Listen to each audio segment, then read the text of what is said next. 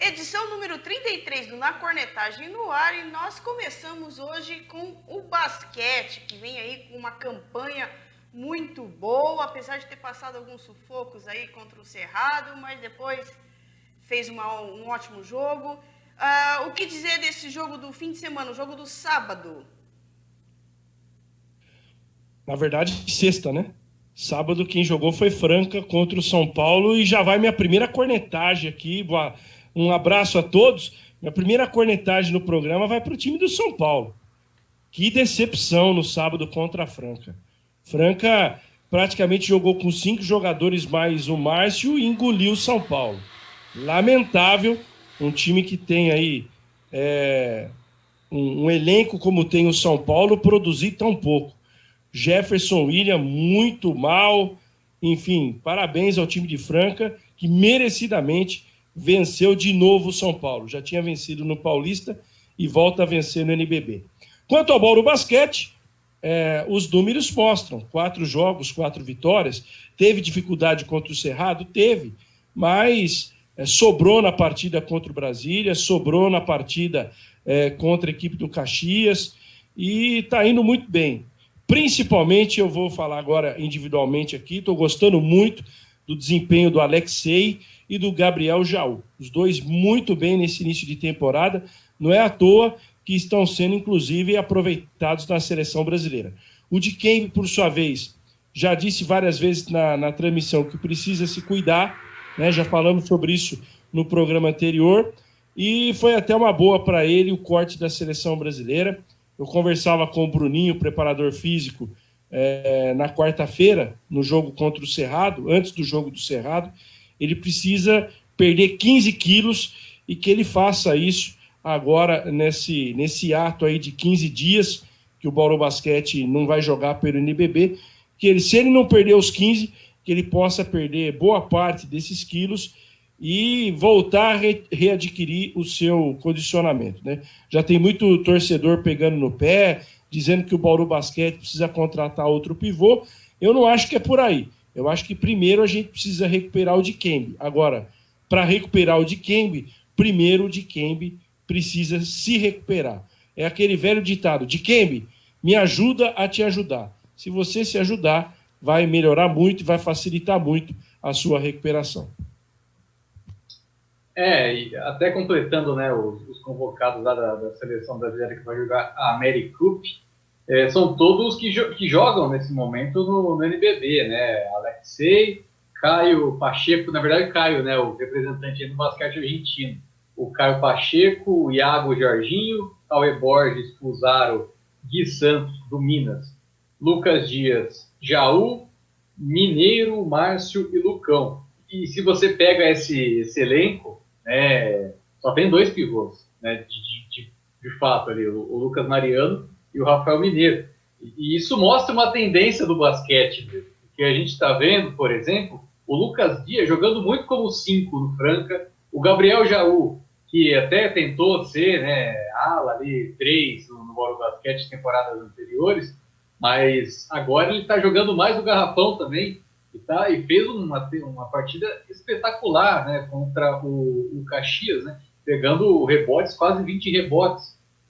Então tá vendo essa tendência, né, de jogadores com mais mobilidade dentro do garrafão e que até por isso, por exemplo, não está encaixando o jogo nem do João Pedro, né, que teria mais condições físicas, nem do Dikembe, que ainda está sem condição física, né.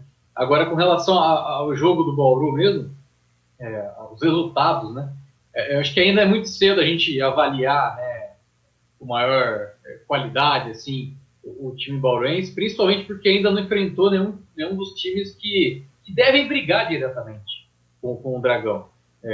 Enfrentou o Mogi pode crescer, mas a tendência ali é metade da tabela, né, na temporada. Cerrado também, o Brasília também, com a chegada de um gringo que pode vir aí, vai vir no caso, né, o Semieger, também vai ficar naquele meio de tabela, o Caxias também, todos eles estão ali naquele pelotão do meio, né, ou como o Guanais costuma falar, né, de prateleira do meio. Então, onde vai ter a maior briga ali pelo posicionamento nos playoffs. Agora, na parte de cima, com o Flamengo, com o São Paulo, Franca também, que agora está tendo um início interessante, Minas ainda precisa ter esses testes, né? Mas até aqui, dá para a gente falar que o Bauru ele tem feito boas partidas, né? Quando encontra o seu ritmo de jogo, principalmente o Alexei, né, encontra ali espaço para jogar, o time flui muito bem.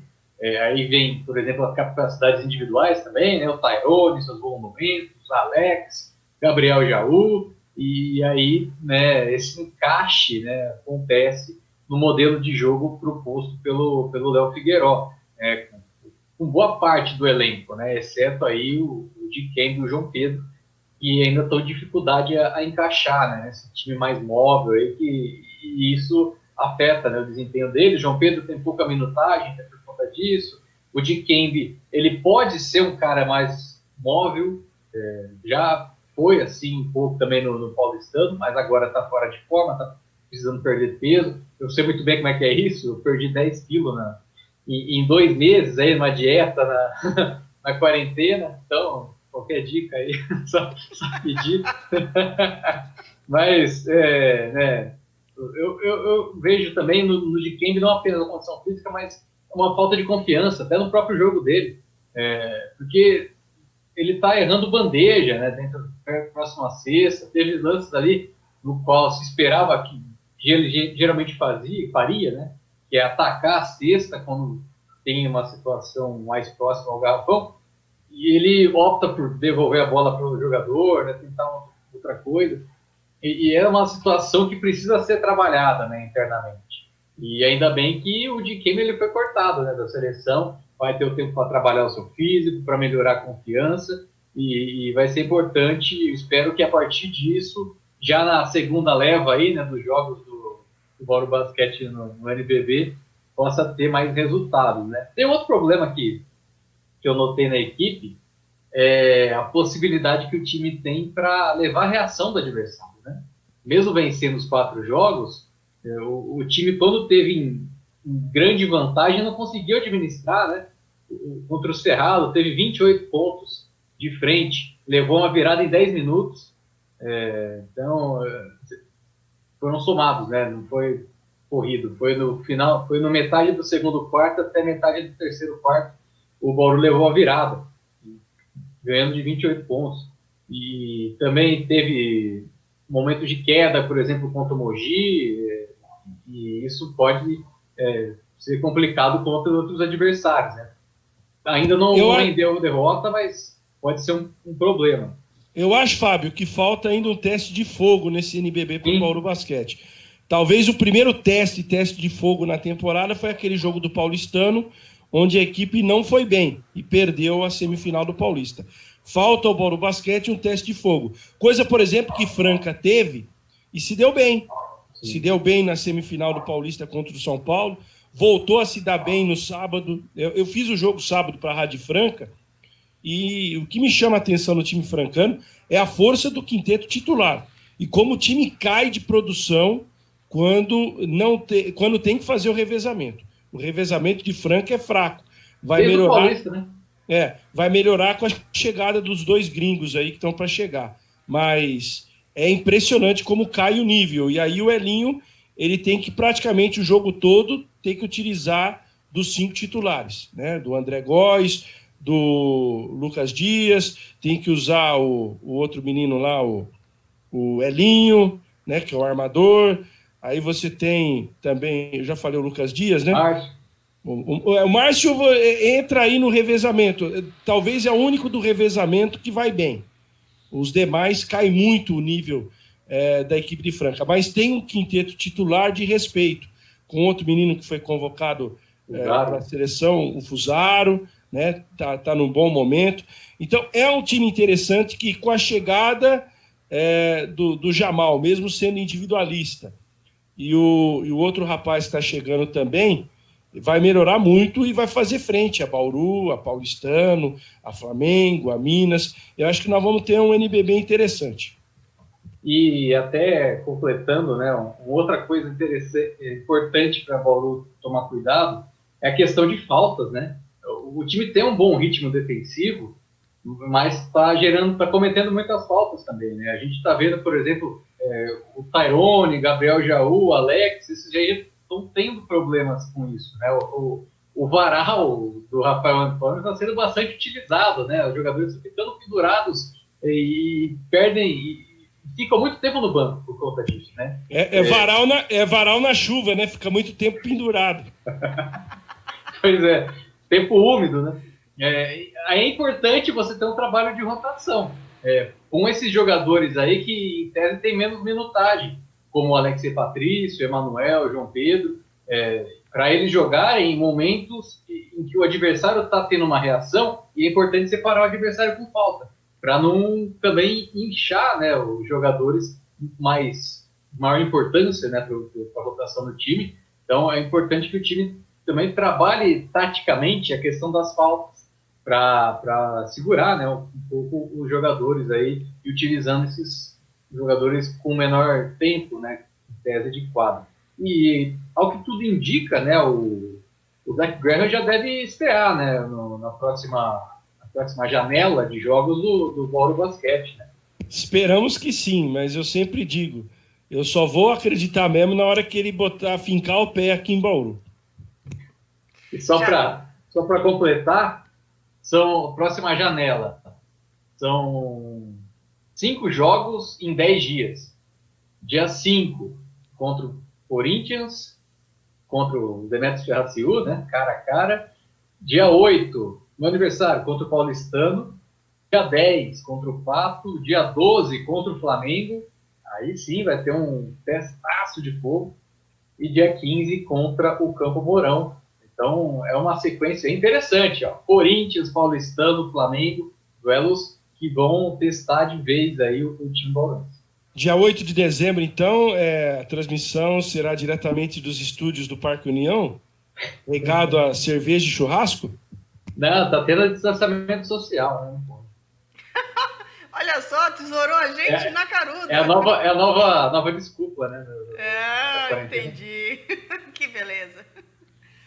Vocês acham que o São Paulo, pelo que se esperava do time do São Paulo, está sendo uma decepção nesse início de NBB? Eu não gostei do time do São Paulo contra a Franca, não. Eu não vi os outros jogos do São Paulo.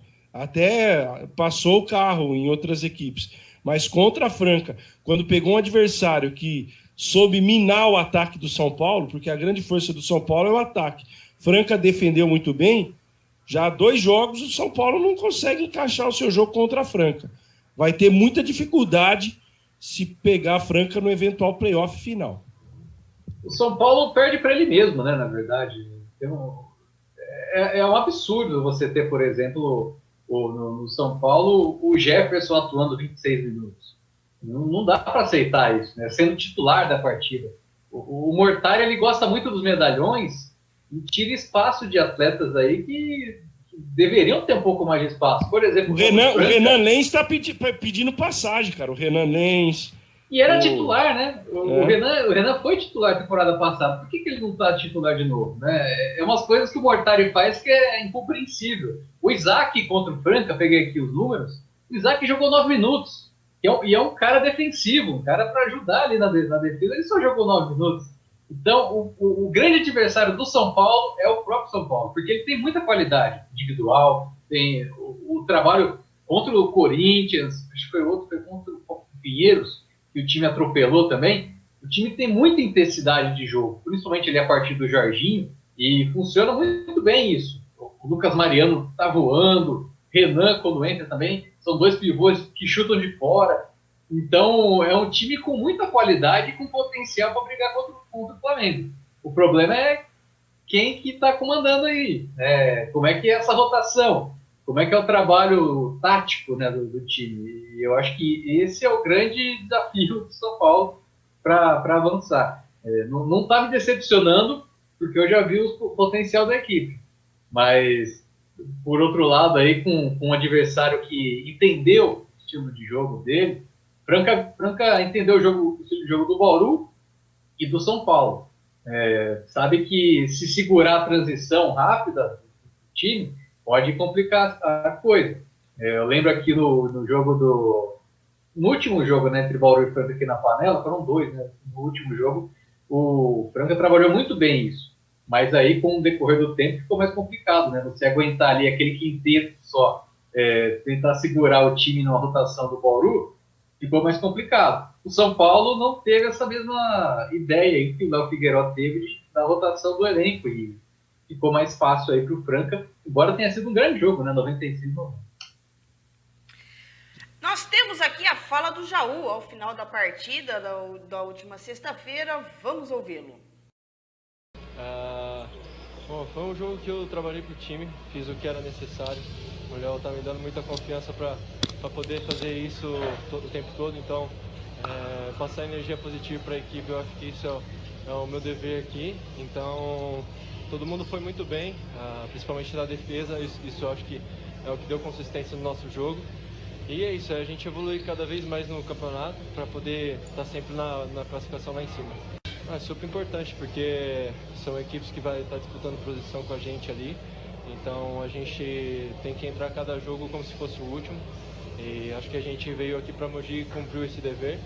Então é isso, é passo a passo, pensar cada hora no jogo seguinte, então a gente está fazendo isso muito bem.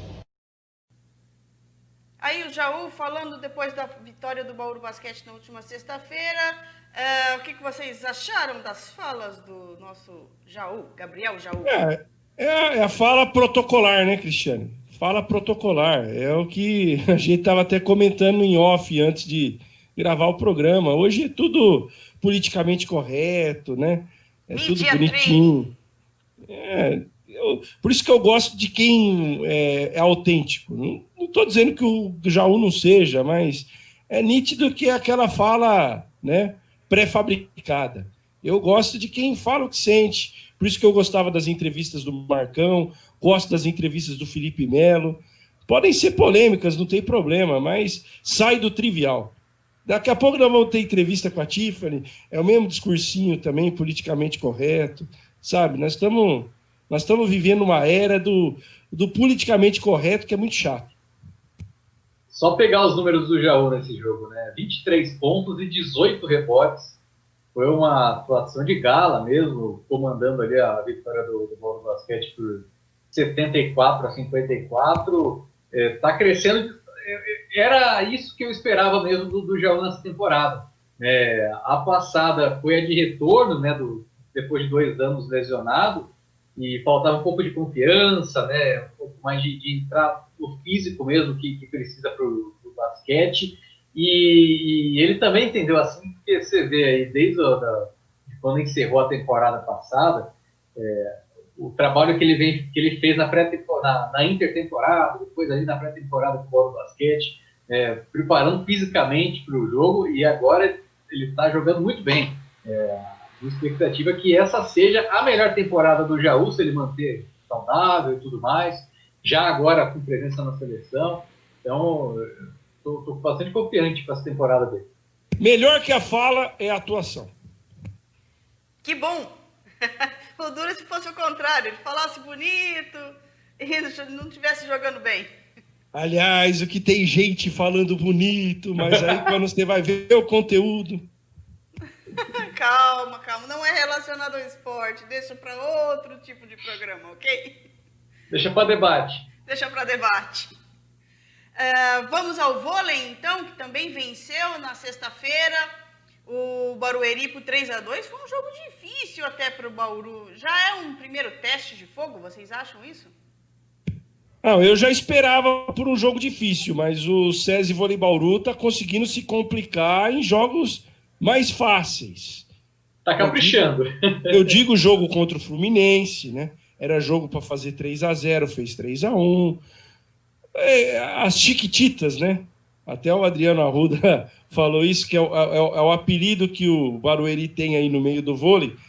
É um time interessante, é um time raçudo, que dá trabalho, mas pelo elenco, pelo investimento, o SESI Vôlei Bauru tem que chegar e fazer sua obrigação sem muita dificuldade. Quer dizer, outras equipes do quilate do time bauruense enfrentam o Barueri e vencem com mais facilidade. Então, aquele mesmo filme das temporadas passadas, eu estou vendo de novo. Joga contra Barueri, ganha de 3-2. Então, vem de novo aquele discurso. Será que o problema é só o técnico? Porque mudou de técnico, o filme é o mesmo, né? O enredo é o mesmo. Agora, eu vou cobrar o Rubinho no jogo da terça-feira contra o Osasco. Esse é o primeiro teste de fogo. Vamos ver como é que ele vai sair, né? Pelo menos o Anderson, ano passado, enfrentou o Osasco e ganhou na Superliga. Ganhou o jogo em Osasco, né? 3-0 e perdeu no tie-break em Bauru. Vamos ver como é que vai ser o comportamento e a atitude da equipe no chamado primeiro jogo cascudo da Superliga. Porque até agora pegou Curitiba, que é uma equipe até voluntariosa, tem alguns destaques interessantes, algumas jogadoras interessantes. Pegou o Barueri, que é um time chato e tal, mas não fez mais do que obrigação de ganhar desses times, como ganhou do Fluminense e ganhou do Pinheiros. Quero ver no primeiro teste de fogo como é que o Rubinho vai sair. O jogo contra o Barueri, até pelo que ocorreu durante a partida, se o Barueri vencesse, não seria nada assustador, não. A partida em si foi tecnicamente fraca, né? Muitos erros. Pegando na súmula, foram ao todo, né, somando das duas equipes, foram 65 erros. E número altíssimo, né? E interessante que o Barueri, né, no primeiro set, né, o São Paulo Barueri, ele teve o maior volume de erros ali no primeiro set. E mesmo assim, o Bauru não conseguiu aproveitar isso, né? Acabou perdendo a parcial, mesmo com, acho que foram 13 pontos cedidos por erro do São Paulo Barueri. O Barueri teve ali a Karina, a Mayra, foram bem, né, no jogo. A Lorena também, a central, com 5 blocos e tudo mais. Mas por Bauru faltou, né, a presença ali da Denise e da Mara, não deu para ver. A própria Tiffany mesmo com 15 pontos que ela anotou, ela teve um aproveitamento ofensivo abaixo da média dela na Superliga. E se não fosse ali a entrada da Dani Lins e principalmente da Polina, o Bauru teria perdido esse jogo, que seria a primeira derrota, né, na Superliga. E o Rubinho até falou no pós-jogo, né, da inconstância do time, e isso é verdade, né? Tem sido assim durante todo o campeonato e talvez até, né, durante alguns anos já essa inconstância. E é isso que preocupa, né, quando se pensa aí no Brasil Vôlei Bauru contra esses outros adversários, né? A gente vai ver agora contra o Osasco. Depois, dia 2, rimou, contra o Minas, né, o outro adversário casca grossa. E aí, entre um jogo e outro, vai ter uma viagem até São José dos Pinhais, né, dia 27. Então, a tendência, né, que o Bauru tenha o time completo, né, desde o início contra o Osasco, né, com a Dani Lins com mais ritmo e a Paulina de volta, mas vai ser uma casca grossa, é o primeiro grande desafio, né, do Rubinho. E até pensando aí nessa sequência, como eu falei, né, dia 24 agora, né, contra o Osasco, depois dia 2 contra o Minas, no dia 27 contra São José dos Pinhais, que é um adversário teoricamente mais tranquilo, embora o Bauru já tenha mostrado que não importa muito se é tranquilo, se não é não, mas a chance de tomar um 7 na cabeça é alta. Mas, enfim, o Rubinho pode até pensar em fazer dar mais oportunidades, né, para algumas jogadoras, pensando na Carol Leite mesmo, que teve bom papel substituindo a Dani Lins, a Pamela também, a Feizes, que não entra nunca, né, nesse time, mesmo quando as centrais ali estão numa queda em algum set. Vanessa Young também, que tem o melhor passe da equipe e que é pouco utilizada. Então, são jogadores que até podem render bem diante de adversários de parte mais baixa da classificação e dar um pouco também de descanso, né, para a jogadora. O próprio Praia Clube, que é líder invicto, que não perdeu nenhum set até aqui, está fazendo isso. Já teve aí a Angélica jogando bastante tempo, a Michelle e a Monique. No último jogo, a Reneire Martins, que a central nem jogou, está fazendo essa rotação de elenco e está garantindo aí vitórias fáceis, né? Por 3-0 até aqui.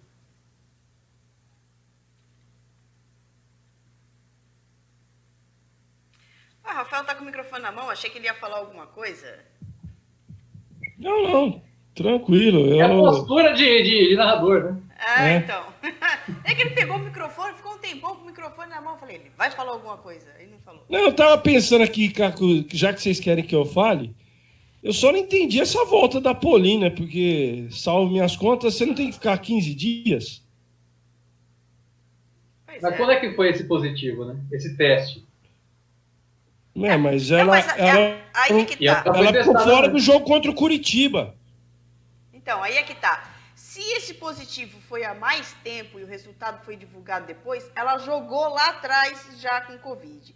Se o positivo se coletou o material e o resultado veio a tempo dela não jogar outra partida, então agora ela está jogando no final da Covid, porque até onde a gente tem informações, são 15 dias de isolamento, não é? Parece que tem o protocolo do vôlei tem que ficar 10. Eu não entendo isso. Agora, são os protocolos aí que esses caras estão fazendo que deixou o time do Flamengo com surto de Covid, o Brasília com surto de Covid. Tomara que a nossa equipe não esteja com surto de Covid também, porque pelo tempo que a Polina ficou fora e voltou, você colocou bem. Ou ela contraiu antes e jogou covidada e pode ter passado para outras jogadoras que ficaram assintomáticas, ou então voltou cedo demais, não sei. Desculpa a minha ignorância, mas eu estava pensando nisso esses dias. É até importante que a comunicação explique, né, a situação, né, porque a gente pode ficar nisso mesmo, né, nessa ideia. Porque a Polina joga dia 9 de novembro contra o Pinheiros e o jogo contra o Curitiba foi dia 14. 5 dias separaram aí o jogo do outro. Provavelmente o teste aconteceu no meio disso aí, né? Vamos falar aí no dia seguinte que sair do jogo contra o Pinheiros. Já não estava positivo antes? Então, e aí o teste saiu pelo menos ali no dia 14, mais ou menos, né? E aí no dia 20, né? Eu sou ruim de conta, gente. 14, 15, 16, 17, 19, 6 dias depois ela já está recuperada. Não bate. Essa conta não está batendo. Ela ficou ficou pouco tempo fora, né? Pelo que a gente sabe, o protocolo para a população em geral a partir do momento que você tem o resultado positivo, você fica 15 dias em isolamento. Então, sei lá. Eu queria entender qual que é a diferença. Se alguém ligado ao esporte, à medicina esportiva, se o atleta pode ser diferente de qualquer ser humano mortal, que tem que ficar 15 dias. 15 dias de isolamento. Aí ela pode ter sido testada depois do jogo contra o Fluminense, e aí testou negativo, né? Pode ter corrido, por exemplo, um falso positivo, né? Vai saber. Então, tem muitas variantes, e o que precisa é ter uma transparência, né? Tem uma informação completa, né? Pra gente não ficar nessa, né? Jogou combinada. Vocês não concordam comigo que é objeto de a gente ter que refletir isso aí? Alguma coisa tá... Não vou dizer que tá errada, mas a conta não bate. O próprio caso do Flamengo, né, do vôlei do Flamengo, que é um time que deu um surto, né, de coronavírus, e jogadoras treinavam, jogaram, né, de um dia para o outro, teve o quê? 3 dias separaram um jogo do outro aí do Flamengo, uma jogadora parou de jogar. Principalmente a Ana Cristina, né, que testou positivo, foi a última a testar positivo. Ela jogou 3 dias antes. Pô, o que está acontecendo, né? Qual é a situação aí? Então, é muito importante que tenha esse trabalho para não dar vaza, né? Pelo menos já está acontecendo internamente nas equipes, né? O surto de Covid acontece por isso também. Mas é importante que não vaze para as outras equipes. Bom, mas segundo uma figura política da alta cúpula, né, do nosso país aí, o histórico de atleta faz diferença. Isso aqui é programa esportivo. Então, então, já que é programa esportivo, vamos ouvir o Rubinho e também a Tiffany falando dessa vitória contra o Barueri e também já falando um pouquinho sobre o próximo jogo contra o Osasco. Acho que foi muito irregular, né? A gente foi muito altos e baixos, muitos momentos ruins da equipe. A gente estava fazendo o retorno de algumas jogadoras, isso obviamente que implica, porque não é o ajuste. A gente justamente trabalhou até as duas trocas que foram feitas mais rápidas, levantador e oposto. A gente até trabalhou esses últimos 2 dias que nós tivemos condições com essas duplas trabalhando juntas para efetivamente cada uma delas jogasse um período do jogo, né? Então acho que isso obviamente que não estava muito limpo, né? A equipe deles jogaram muito bem na defesa, tiveram um bom volume defensivo, se incomodou um pouco o ataque. Mas acho que a gente conseguiu equilibrar um pouco das ações do quarto, quinto set, minimizar um pouquinho dos erros que estavam muito altos e aí a gente conseguiu ter um padrão um pouco melhor do jogo, né? Acho que o mais importante é a gente agora na sequência estar trabalhando com todo o elenco, né? E aí a cada dia que passa a gente vai ganhando com essa junção do elenco, com os retornos, né? Dando continuidade ao treinamento, isso é importante. Então sempre quando você perde uma peça e ela tem que ficar fora, o processo é esse mesmo. Né? Acho que o mais importante foi a vitória, né? Foi uma vitória difícil, né? O adversário jogou bem, certo? Teve seus méritos, né? E a gente em alguns momentos taticamente conseguiu funcionar para fazer a diferença ali e conseguir os pontos. Mas assim, acho que nesse momento tem que, primeiro o objetivo são as vitórias, né? E a recuperação após ter tomado 2-1, acho que foi importante, né? Agora é seguir trabalhando e crescer com a equipe. No primeiro set a gente perdeu o foco, né? No finalzinho do set a gente na frente o tempo todo, deixamos escapar. O terceiro set entramos bem abaixo do normal, deu realmente um barata voa em todas, mas voltamos com mais atitude. Eu acredito que foi muito importante o nosso volume no fundo de quadra. Eu estou muito feliz com o meu volume de quadra hoje com a defesa, conseguimos subir bastante bola e isso que ganha jogo, né? Quando tem um volume a gente consegue ter um contra-ataque, é muito importante. Temos que continuar nessa subida, não podíamos ter perdido um ponto, mas mesmo assim é importante vencer, né?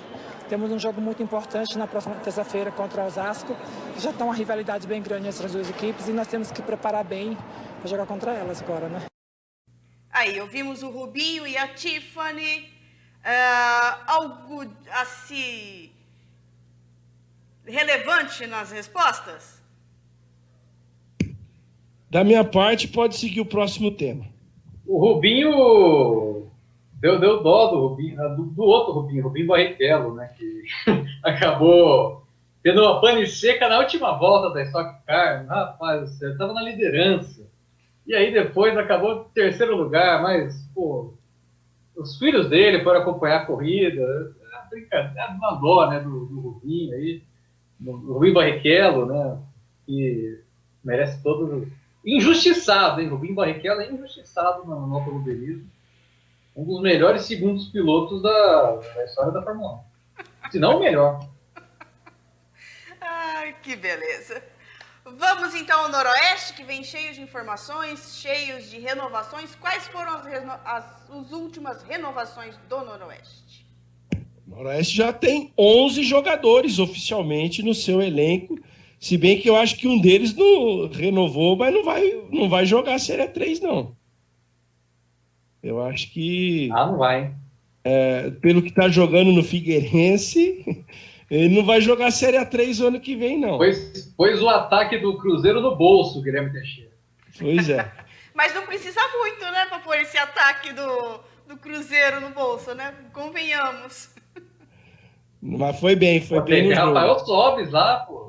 Bom, eu sempre disse que a Série 3 era pouco para o Guilherme Teixeira. Eu sempre falei que ele tem potencial para jogar divisões acima e foi provado no jogo da sexta-feira do Figueirense contra o Cruzeiro.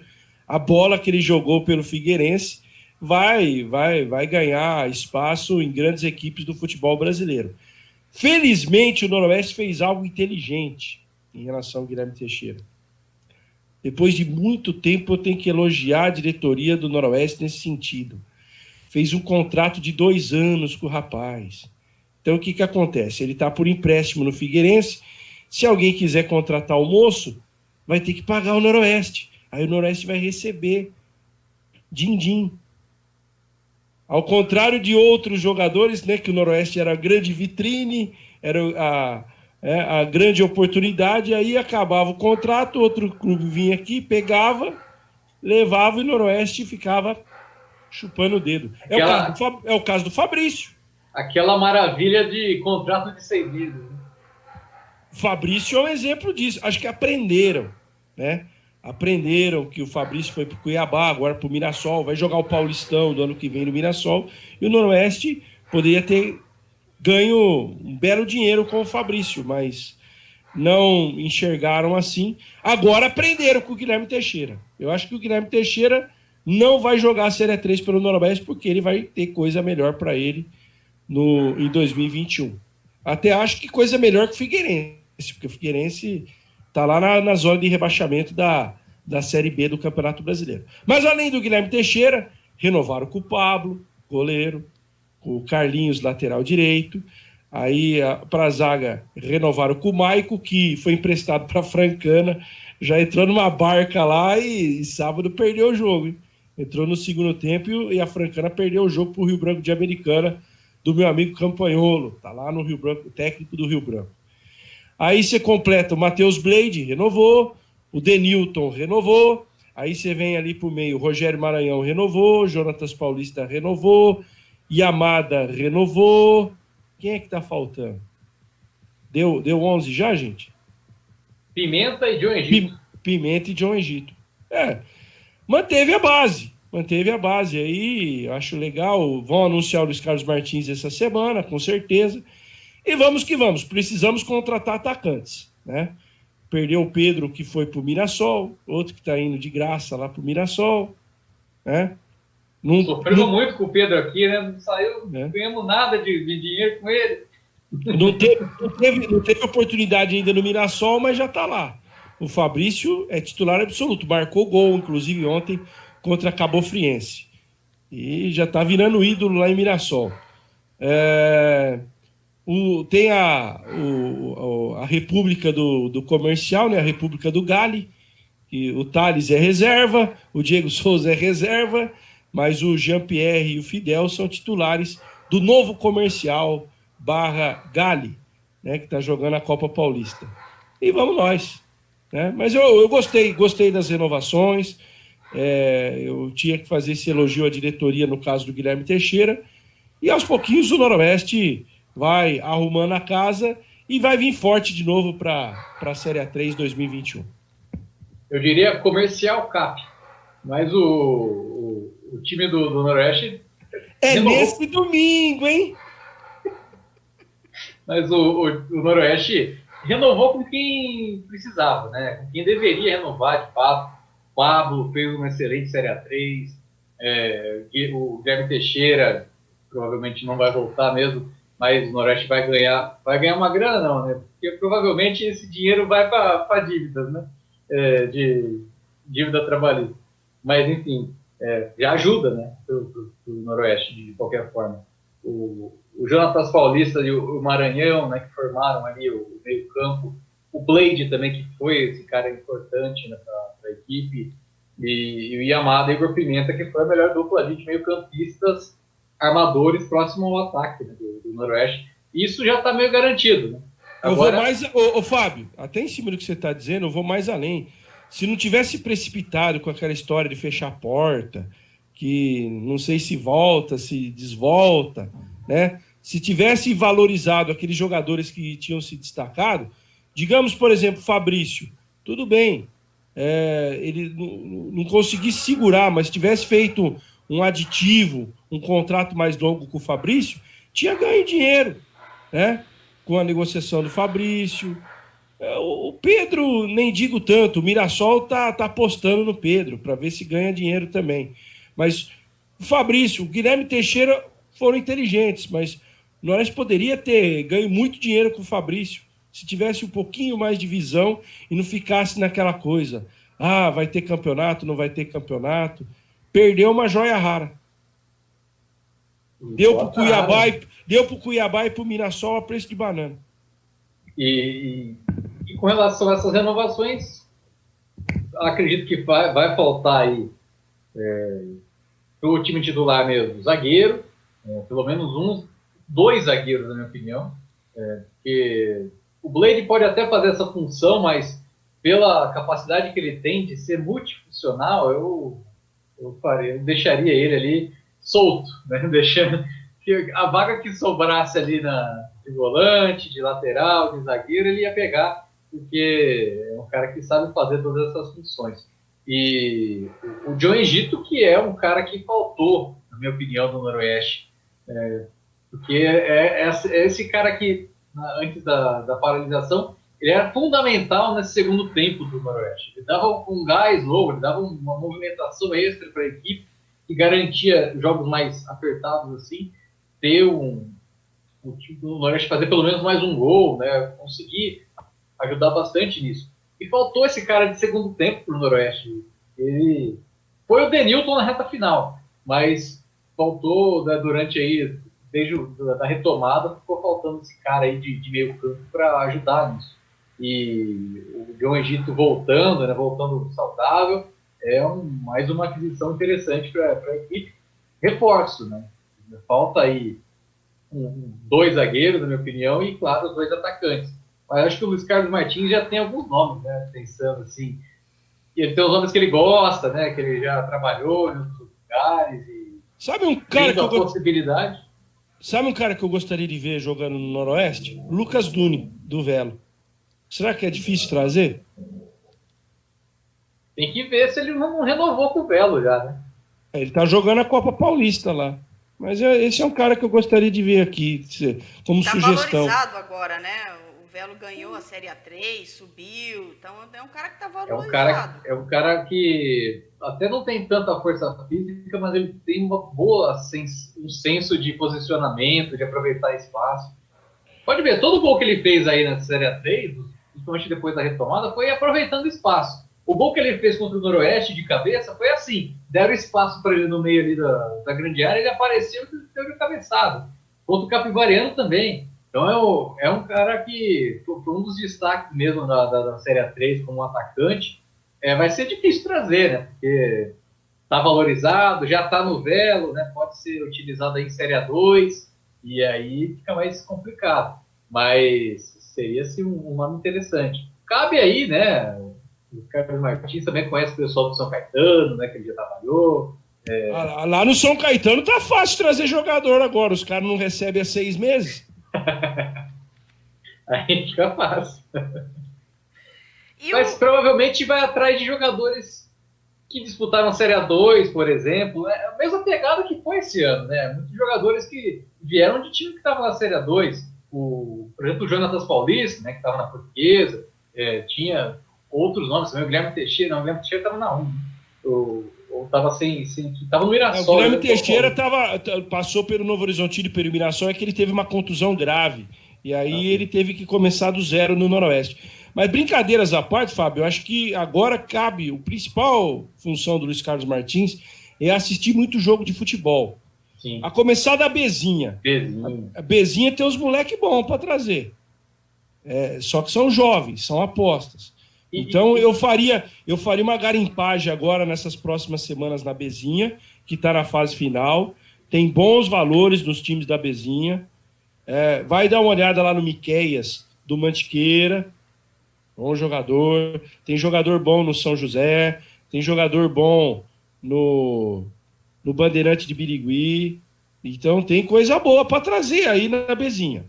Aí também faria uma garimpagem na Copa Paulista, né, que vai ter, tá rolando ainda, a fase de classificação termina agora, mas depois vem o mata-mata.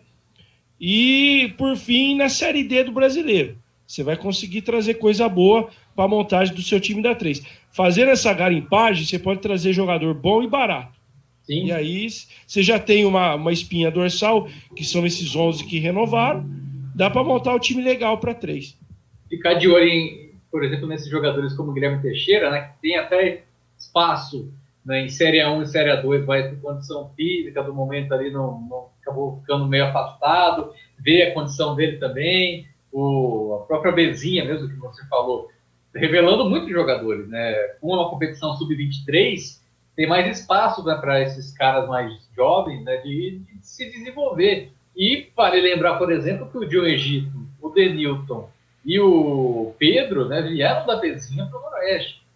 São já exemplos positivos, né, para o clube, para buscar como opções, aí, talvez não como cara decisivo, mas que complementam bem a equipe. Né?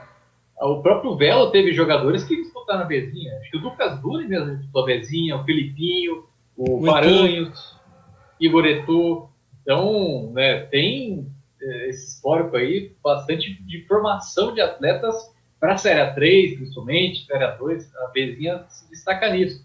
E essa alternativa de Série D, que é ampliar ali, né, buscar equipes ali do Nordeste, né, que geralmente até não são chamativas do primeiro semestre, né, e que geralmente só para disputar ali uma Série D fica mais tranquilo. Aí sim, teria que ser um contrato, por exemplo, de empréstimo, né, sabe? Para jogadores aí também como uma vitrine, né? Porque, queira o quê? Não, a Série A3 mesmo já é uma vitrine porque já está no estado de São Paulo. E em comparação com campeonatos lá do interior do Nordeste, o lado do Norte, fica mais complicado, né? Então, até o clube de lá, pensando em ter uma arrecadação, eles podem até ceder jogadores aí nos primeiros semestres. Então, é muito interessante, né? É importante que o Luiz Carlos Martins, né, a sua comissão técnica, fique de olho, de fato, aí nos jogos.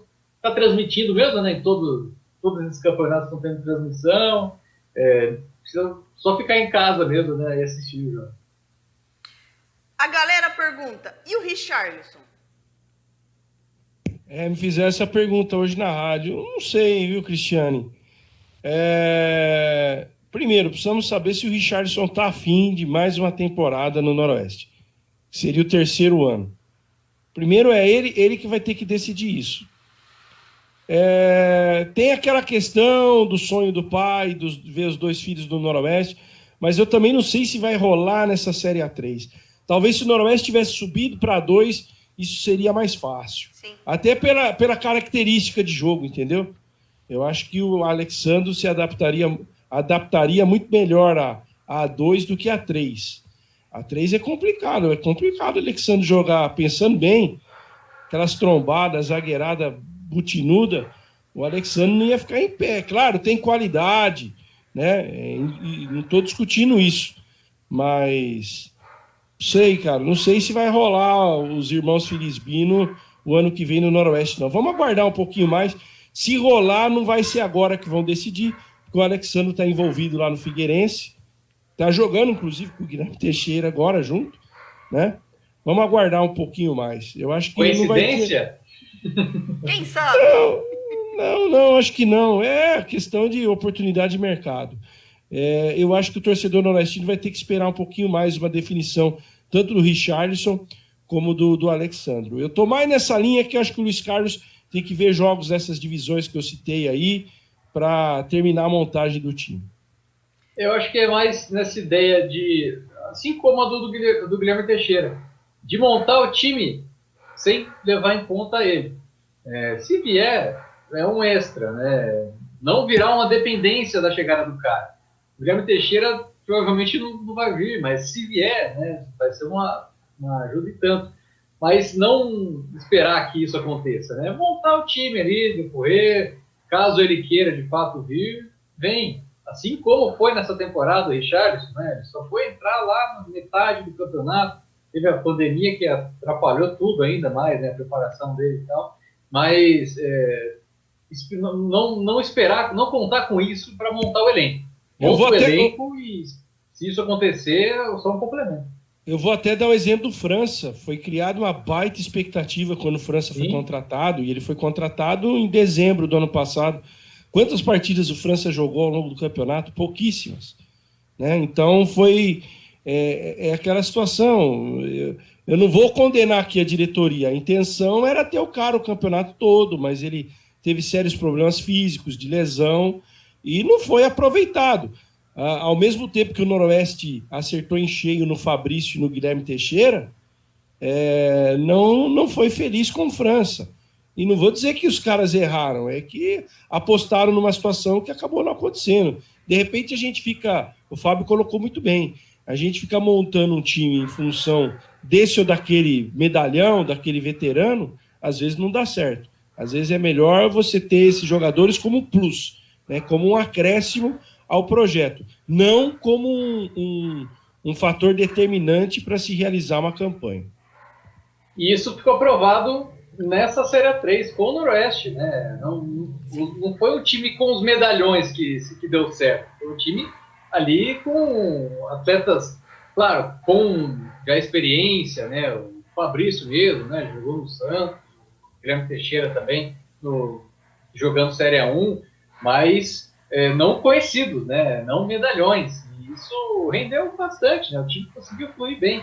Eu acho que a ideia o Noroeste já tem, né? Acho que o Noroeste já tem esse exemplo, né, para ser seguido.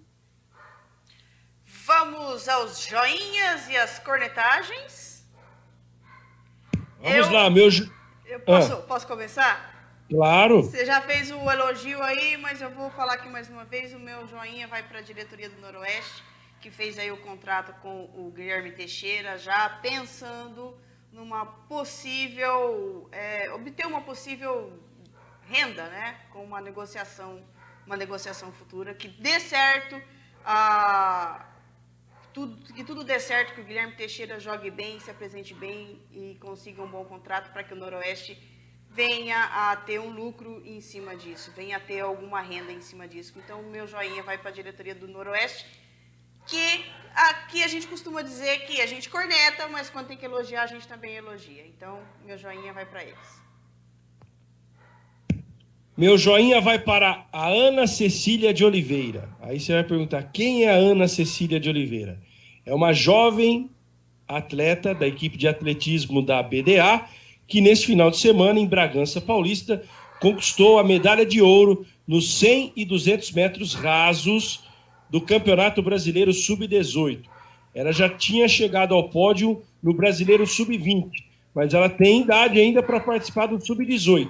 E na faixa etária dos 18 anos, ela é a garota mais rápida do país na atualidade.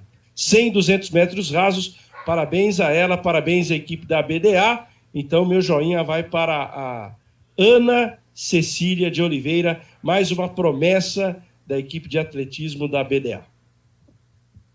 E que falar em ABDA, sediou também, parabéns aí, por sediar a volta do polo aquático. Campeonato Brasil Open de polo aquático foi aqui em Bauru na última semana. O Pinheiros foi o grande campeão no masculino e no feminino. Mas as equipes da BDA não fizeram feio, não. O feminino foi o vice-campeão no adulto, é um grande resultado. E o masculino, a equipe da Ípica, porque entraram 2 times da BDA. O time da BDA e da Ípica também ficou entre os primeiros. Meu joinha, como eu já tinha falado até antes da gravação, né, eu ocupei pouco coisas fora do âmbito bauruense, né, fora do vôlei, do basquete do Noroeste. Meu joinha vai para a dupla Alexei e Gabriel Jaú pela convocação para a seleção brasileira, e merecidamente os dois. O Alexei aí está sendo um dos melhores jogadores do NBB. Quem acompanha aí o ranking da corrida pelo MVP da Locomotiva Esportiva, o Alexei está em 4º lugar, né, nessa segunda semana, comandando o time bauruense ali no ritmo de jogo, está sendo bem legal. Quem está liderando? Lucas Dias. Lucas Dias, para surpresa de muitos, está sendo aí o principal nome desse início de NBB. Jogou muito sábado. Sim, tá comendo a bola, né? Tá com alto volume de jogo, jogando ali mais centralizado, mais como pivô ali. Interessante desses jogadores aí que surgiram sonhando com a posição 3, posição 4, e agora estão indo pro garrafão, né? Posição 5, 4, 4, 5, é o caso do Lucas Dias, do Gabriel Jaú, o Bufá também, Mumford, do Pinheiros, estão todos esses daí indo pro garrafão. Acho que é mais tranquilo lá, né? Você ficar mais próximo da cesta, brigar com força lá. Isso é tranquilo nada, né? A porradaria come solta. Imagina encarar o Marcelão ali, Chilton, o negócio é pesado. Mas, enfim, merecido aí a convocação do Alexei e do Gabriel Jal. Tem cornetagens ou essa semana o programa está light, tranquilo? As minhas cornetagens vão para o âmbito que não é do esporte. Tem várias, hein? A primeira para alguns políticos eleitos, especialmente da Baixada Fluminense, que resolveram contratar show de banda de forró para celebrar a vitória, provocando aglomerações e tudo aquilo que a gente fala que não pode fazer e acontecer durante a pandemia. Tem muita gente no Brasil achando que o Covid-19 já passou, está tudo certo, né? A vida voltou ao normal. Não voltou, gente. Não voltou. Lamentavelmente, estamos novamente com aumento das internações nos hospitais. Isso só não está vindo mais à tona, porque domingo tem eleição. E tem eleição nas duas maiores capitais do país, São Paulo e Rio de Janeiro. É por isso que não voltou à tona ainda. E com candidatos à reeleição. Exatamente. Então, a Covid não acabou, né? É lamentável o que aconteceu no Rio de Janeiro, festas e mais festas espalhadas pela cidade, tanto na periferia como também na alta sociedade. Quer dizer, a falta de conscientização é da população em geral. Então, eu lamento profundamente isso, o que está acontecendo no nosso país. Estão, mais uma vez, subestimando a Covid-19. E, claro, não sei se vocês vão falar do episódio ocorrido no Carrefour na sexta-feira. É óbvio que é um episódio que ganhou muito mais conotação por conta do dia que foi, que era o Dia da Consciência Negra, e uma agressão ao negro. Eu penso da seguinte maneira, talvez algumas pessoas não vão concordar com o que eu vou dizer. Óbvio que a gente tem que enfrentar a questão do racismo, e não é só por conta do que aconteceu na última sexta-feira. O racismo, ele existe diariamente na nossa sociedade. Não adianta o presidente e o vice-presidente querer botar pano quente nessa situação, ele existe. Eu só acho que a gente não pode superdimensionar uma coisa que não acontece só com o negro, tá? Eu vou falar por mim mesmo. Eu já sofri uma agressão de segurança lá em Mogi das Cruzes uma vez, entendeu? Fui covardemente agredido por um segurança. Então eu sei como é isso. O que eu estou querendo dizer é o seguinte, que esse tipo de situação de profissional despreparado para exercer a função, ele não acontece só com o negro ou com o branco, né? Eu não sou negro e já fui agredido pela segurança. Então, o que o cidadão... Óbvio, a coisa lá foi grave que o cidadão lá no Rio Grande do Sul veio a óbito, né? É lógico que a situação é extremamente grave, é terrível, providências precisam ser tomadas. Eu acho que as empresas precisam começar a se responsabilizar pelo que acontece. Não é o primeiro caso no Carrefour. Começou com o cachorro, né? E do cachorro para o ser humano foi muito fácil. Então alguma coisa está errada. Está mais do que provado que o sistema de segurança do Carrefour não é bem preparado, seja para lidar com a causa animal, como seja para lidar com o ser humano. Então, o que aconteceu na sexta, eu acho, na minha visão, transcende o fato do cidadão ser negro ou não, né? Seguranças despreparados, eles agridem e eles colocam a vida em risco não só de negros, colocam também de branco. Falo por mim, que já passei por isso. É óbvio que o fato de ter acontecido com o negro, e no dia que foi, ele ganha uma repercussão internacional, não apenas nacional. Mas é algo que nós, da sociedade, precisamos debater. Eu concordo que a gente tem que debater a questão do racismo, que é sempre deixada de lado, e o racismo existe em qualquer esquina, em qualquer momento. Eu já cansei de ver, inclusive, né, chefes falarem sobre determinado funcionário apenas pela cor do cabelo dele, né? O cabelo ser crespo. Então, é algo que precisa acabar na nossa sociedade. Eu só acho que a gente precisa tomar um certo cuidado, porque o que aconteceu na sexta-feira, além da questão racial, transcende. Existem outras questões a serem discutidas e debatidas que não param apenas na cor da pessoa. É isso que eu queria dizer, porque eu já passei pelo que o cara passou. E que passa também por essa questão dos serviços de segurança privada, né? Que é uma realidade no Brasil, né? Que é utilizado e que também se utiliza até mesmo de policiais, né? De ex-policiais para isso. E a gente sabe como é a formação do policial no Brasil. Isso não é surpresa para ninguém. Desde a ditadura militar, o policial, principalmente o policial militar, ele é formado para fazer, para dar porrada, para prender, para fazer essas coisas. Nunca é o que é uma coisa que o segurança privado precisa, que é conter uma pessoa apenas ali para tirar do lugar, né? Tirar do local e tudo mais. Não há um preparo nisso, né, para o policial. O policial aprende ali a atirar também, né? Né, perseguir pessoas também, né, em determinados momentos, mas no serviço de segurança privada, que é contratado, né, pelas empresas, utiliza-se dessas pessoas, né, e até mesmo dentro os donos desse serviço de segurança geralmente são ex-policiais, né, que é o caso, por exemplo, desse aí do pessoal que acabou matando o cara lá em Porto Alegre.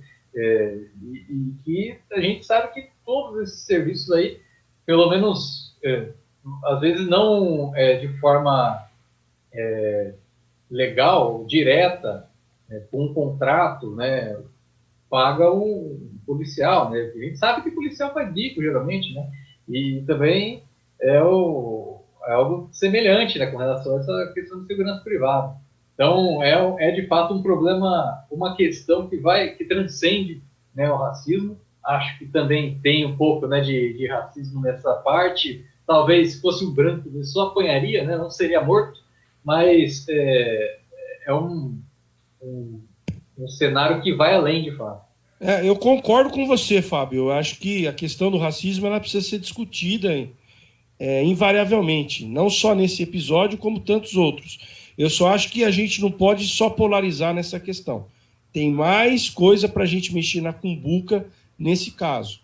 Não é só a questão do racismo. É isso. Tomara que eu tenha, não sei se eu consegui me fazer entender nesse sentido. A situação é grave, a gente está falando sobre racismo, mas não é só isso. Até porque não foi a primeira pessoa que sofreu esse tipo de agressão em determinada situação.